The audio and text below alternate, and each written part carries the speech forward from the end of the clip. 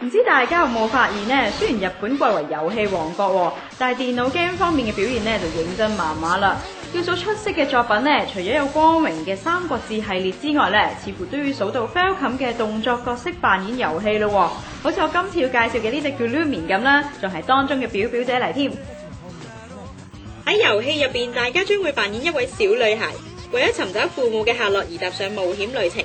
不過大家千祈唔係睇小呢位細路女噃，佢除咗身手不凡之外，身上仲有個超級電鑽，可以喺全 3D 嘅遊戲空間入邊做出各種攻擊絕技，好似升龍鑽同360度回旋鑽都難佢唔到啊！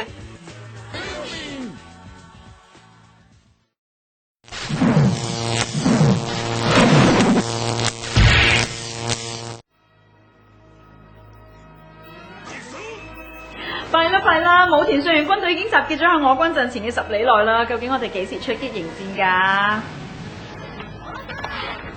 咩話？信長大人喺度睇緊爆擊王同學打決戰3，雖然唔得閒打仗，仲要我介紹埋隻 game 添。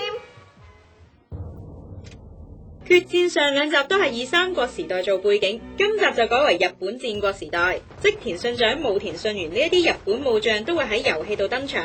遊戲嘅最大魅力就係好講戰略性，而今集加入咗更多動作元素，增加咗玩家喺遊戲裏面嘅參與度。而軍隊裏面嘅兵種多達8種，同武將一樣都可以提升等級，打起上嚟就越嚟越勁啦。合戰亦係遊戲嘅一大特點，喺編排軍隊陣容嗰陣，可以任命武將成為部隊隊長，俾玩家喺戰場中直接控制多個部隊，一齊移動、攻擊同埋防禦，大大增強作戰時候嘅戰略性啊！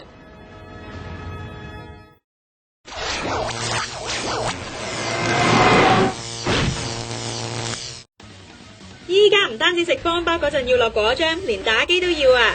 我講緊啲乜？咪就係近期大熱嘅格鬥 game Capcom Fighting Jam 咯。呢一隻 game 集合咗遊戲商 Capcom 歷代格鬥角色嚟一場世紀 crossover。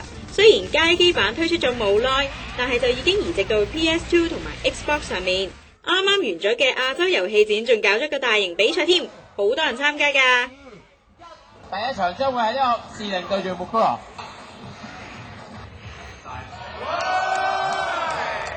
恭喜晒！實至名歸嘅獎金咧就有1500蚊啦，大仔啦，同埋 Game Store 送出嘅 PS2 軟件一隻，恭喜晒！